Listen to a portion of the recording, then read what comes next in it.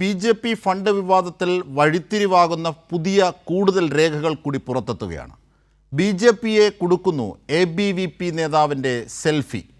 അതാണ് പുതിയ വിവാദങ്ങൾ. അതായത് ഇപ്പോൾ പുറത്തെത്തുന്ന കത്തി നിൽക്കുന്ന ഈ വിവാദത്തിന് കൂടുതൽ അടിത്തറയിടുന്ന തെളിവുകളാണ് പുറത്തെത്തുന്നത്. നോട്ടുകെട്ടുകളുമായാണ് എ.ബി.വി.പി. നേതാവ് ഇരിക്കുന്നത്. സിദ്ധാർത്ഥ്, എ.ബി.വി.പി. നേതാവ് സിദ്ധാർത്ഥിൻ്റെ ചിത്രമാണ് ഒരു വിഭാഗം നേതാക്കൾ ഇപ്പോൾ അന്വേഷണ സമിതിക്ക് കൈമാറിയിരിക്കുന്നത്. നടപടി നേരിടുന്ന സംസ്ഥാന സെക്രട്ടറിയുടെ സാമൂഹ്യ മാധ്യമം കൈകാര്യം ചെയ്യുന്ന ആൾ കൂടിയാണ് ഈ സിദ്ധാർത്ഥ്. ഇയാൾ പാറശാല സ്വദേശിയാണ്. വിവരമറിഞ്ഞ നേതൃത്വം ചിത്രം നീക്കം ചെയ്തിട്ടുണ്ട്. ഇപ്പോൾ വിവാദമായ പശ്ചാത്തലത്തിലാണ് പഴയ ചിത്രത്തിലേക്ക് അന്വേഷണം നീങ്ങുന്നത്. ചിത്രത്തിലെ പണം കൊടി വിവാദത്തിലെ 1.5 കോടിയാണോ എന്നതാണ് പാർട്ടി നേതൃത്വം ഇപ്പോൾ പരിശോധിക്കുന്നത്. അതിൻ്റെ ദൃശ്യങ്ങൾ കൂടി ഒന്ന് കാണാം നമുക്ക്. ആ യുവാവ് കോടിക്കണക്കിന് രൂപ നോട്ടുകെട്ടുകളുമായിരിക്കുന്നത്. പി.കെ. കൃഷ്ണദാസ് അടക്കമുള്ളവരുമായി ഉള്ള നിരവധി ചിത്രങ്ങൾ അയാളുടെ സോഷ്യൽ മീഡിയയിലുണ്ട്. നരേന്ദ്രമോദിയെ തെരഞ്ഞെടുപ്പ് കാലത്ത് കണ്ടതിൻ്റെ ചിത്രങ്ങളുണ്ട്. ഇതൊക്കെ അദ്ദേഹത്തിൻ്റെ സോഷ്യൽ മീഡിയയിൽ ഇട്ടിരുന്നതാണ്, അയാളുടെ സോഷ്യൽ മീഡിയയിൽ കണ്ടതാണ്. അത് നോക്കൂ, പണവുമായി നോട്ടുകെട്ടുകൾ, അത് കോടിക്കണക്കിന് രൂപയുടെ നോട്ടുകെട്ടുകളാണ്.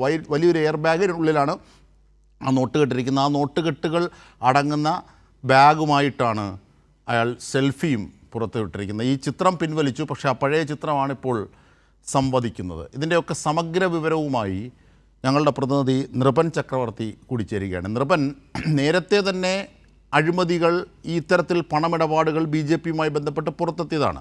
കുഴൽപ്പണമിടപാടടക്കം നമുക്കറിയാം, കൊടകര.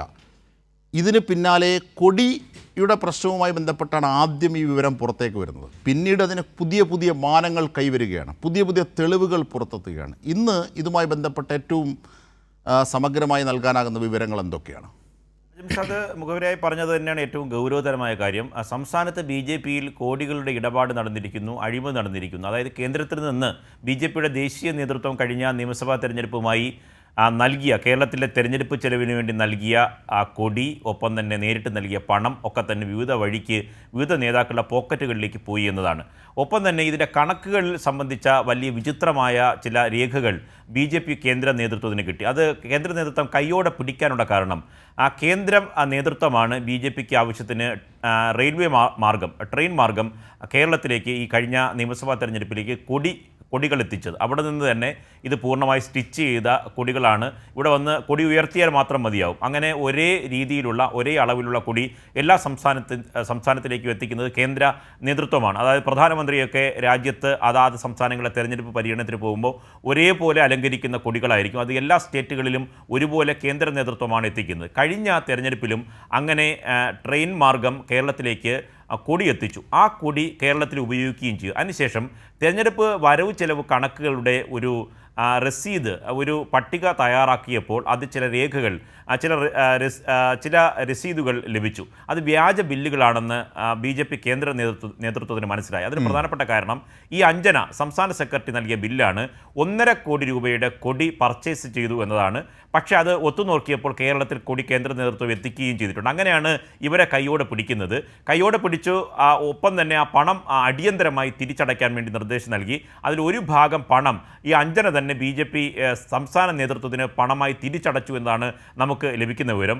എല്ലാ അഴിമതിയെ സംബന്ധിച്ചും ആ അന്വേഷണത്തിനെ തുടർന്ന് കൂടുതൽ വിശദാംശങ്ങളിലേക്ക് സംസ്ഥാന നേതൃത്വത്തിലെയും ബി.ജെ.പിയിലെയും ഒരു ഭാഗം നേതാക്കൾ ആരോപണമായി രംഗത്തെത്തിയത്. ഏകദേശം 12 കോടി രൂപയുടെ അഴിമതി പ്രാഥമികമായി തന്നെ കണ്ടെത്തിയിട്ടുണ്ട്. തുടർന്നാണ് 2020 സ്ഥാനാർത്ഥികളെ നിർണ്ണയിക്കുന്നതിന് സിനിമാ മേഖലയിൽ ഒരു ബി.ജെ.പിയുടെ സംസ്ഥാന പ്രസിഡന്റ് രാജീവ് ചന്ദ്രശേഖരനുമായി അടുത്ത ബന്ധമുള്ള ഒരു നേതാവ് ഇതിന് ഇടനിലക്കാരനായി നിന്നുവെന്നും അദ്ദേഹം കുറച്ച് പണം കൊണ്ടുപോയി എന്നും അമ്മ സംഘടനയുടെ താരസംഘടനയായിട്ടുള്ള അമ്മയുടെ ഔദ്യോഗിക ഭാരവാഹികൾക്ക് ഇതിന് പണം നൽകിയിട്ടുണ്ടെന്നും ഒരു ഔദ്യോഗിക ഭാരവാഹി ഇയാളിൽ നിന്ന് പണം വാങ്ങിയിട്ടുണ്ട് എന്ന തെളിവുകൾ വരുന്നത്. അങ്ങനെ പണം വാങ്ങിയ ശേഷമാണ് അവരിൽ സ്ഥാനാർത്ഥികളായി ഈ നടിമാരെ അവർ അലോട്ട് ചെയ്തത്. അങ്ങനെ പണം വാങ്ങിയാണ് ആ സംഘടനയിൽ നിന്ന് വില കൊടുത്ത് വാങ്ങി എന്ന് തന്നെ പറയേണ്ടി വരും.